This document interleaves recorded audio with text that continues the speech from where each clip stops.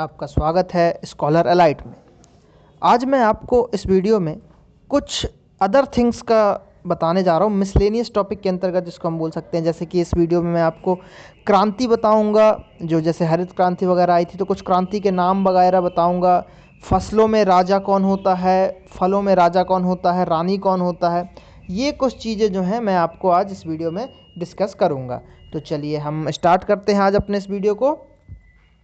तो सबसे पहले जो है हम देखेंगे प्रमुख क्रांतियाँ, कुछ क्रांति जिनके नाम हम देख लेंगे। जैसे कि हरित क्रांति जो किससे रिलेटेड थी, वो रिलेटेड थी खाद्यान्न उत्पादन से। श्वेत क्रांति की अगर हम बात करते हैं तो श्वेत क्रांति जो है दुग्ध उत्पादन से आपकी रिलेटेड थी। नीली क्रांति जैसा कि मछली बना हुआ है तो आप देख सकते हैं नीली क्रांति मत्स्य उत्पादन के लिए इम्पोर्टेंट थी। भूरी क्रांति की अगर हम बात करते हैं तो भूरी क्रांति जो है उर्वरक उत्पादन के लिए बनी हुई थी। और रजत यानी कि चांदी, और चांदी से रिलेट कर सकते हैं हम अंडा, क्योंकि अंडा जो है, अंडा को हम चांदी के बर्तन में नहीं खाते हैं। तो रजत क्रांति क्या हो जाएगी, अंडा उत्पादन से हो जाएगी। अगर हम पीली क्रांति की बात करें तो पीली क्रांति जो है तिलहन उत्पादन से रिलेटेड है। तिलहन यानी कि तिल की चीज़ें, तो पीली क्रांति जो है तिलहन उत्पादन से है।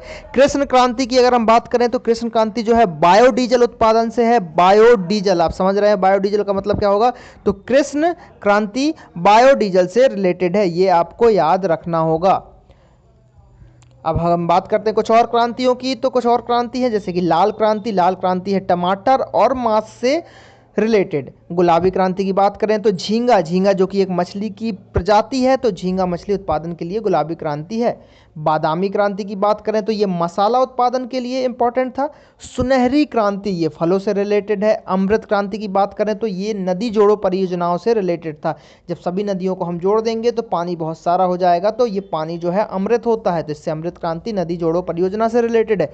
धूसर या स्लेटी क्रांति की अगर हम बात करें तो ये क्रांति जो है सीमेंट से रिलेटेड है। अब बात करते हैं हम अगले कुछ चीज़ों की, जैसे कि इसमें देखते हैं कि फसलों के उपनाम, जिसके अंतर्गत हम राजा देखेंगे। तो दालों का राजा कौन है, दालों का राजा होता है चना।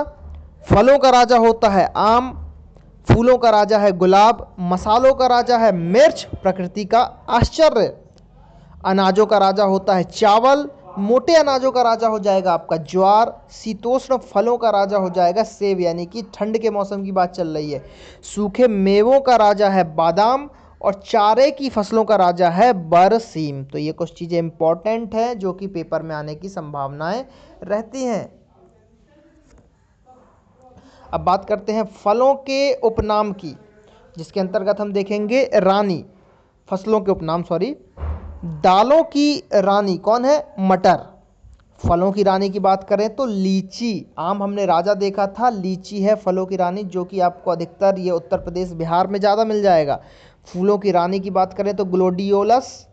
मसालों की रानी है इलायची। अनाजों की रानी मक्का। तिलहनी फसलों की रानी है तिल। और पेय पदार्थ की रानी है चाय। पेय पदार्थों की रानी क्या हो गई, चाय।